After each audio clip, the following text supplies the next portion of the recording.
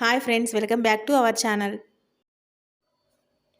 బెండకాయ చారు ఎలా చేయాలో చూద్దాం. స్టవ్ పైన ఒక బౌల్ తీసుకొని అందులో ఒక స్పూన్ ఆయిల్ వేయండి. ఆయిల్ వేడెక్కాక ఆవాలు, జీలకర్ర,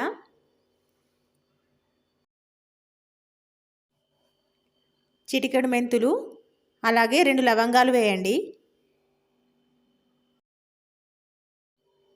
ఇప్పుడు ఇందులో కట్ చేసి పెట్టుకున్న 2 పచ్చిమిర్చి ముక్కలు వేయండి.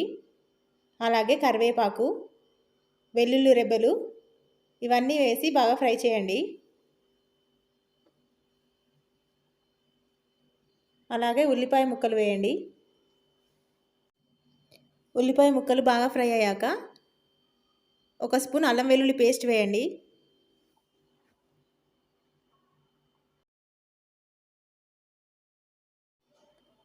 అల్లం వెల్లుల్లి పేస్ట్ పచ్చివాసన పోయేంత వరకు ఫ్రై చేయండి. ఇప్పుడు ఇందులో చిటికెడు పసుపు యాడ్ చేయండి.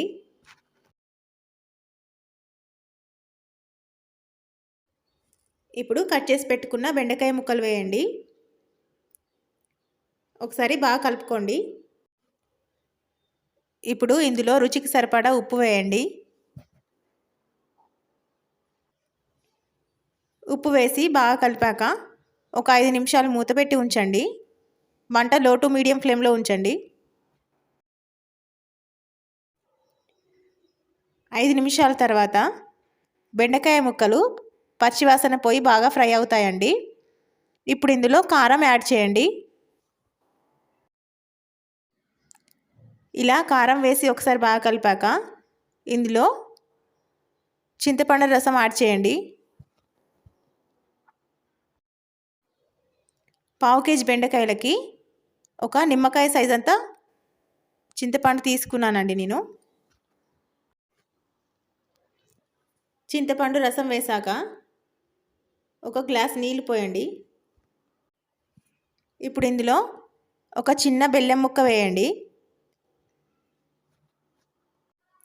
ఇలా బెల్లం వేయడం వల్ల ఎక్కువ పులుపు ఉండకుండా కర్రీకి మంచి టేస్ట్ వస్తుందండి. ఇప్పుడు దీన్ని మూత పెట్టి ఒక 10 నిమిషాలు మగ్గించండి. మంట హై ఫ్లేమ్లో ఉంచాలి. చూసారు కదా, 10 నిమిషాల తర్వాత కర్రీ దగ్గర పడి బాగా ఉడికిపోతుందండి. ఇప్పుడు ఇందులో ఒక స్పూన్ ధనియాల పౌడర్ వేయండి. అంతేనండి, బెండకాయ చారు రెడీ అయింది. ఇప్పుడు దీనిపై కొత్తిమీర జల్లుకొని సర్వ్ చేసుకోవడమే. ఈ వీడియో మీకు నచ్చినట్లయితే లైక్ చేయండి, షేర్ చేయండి, అలాగే కమెంట్ చేయండి. సబ్స్క్రైబ్ చేయడం మర్చిపోకండి. Thank you for watching.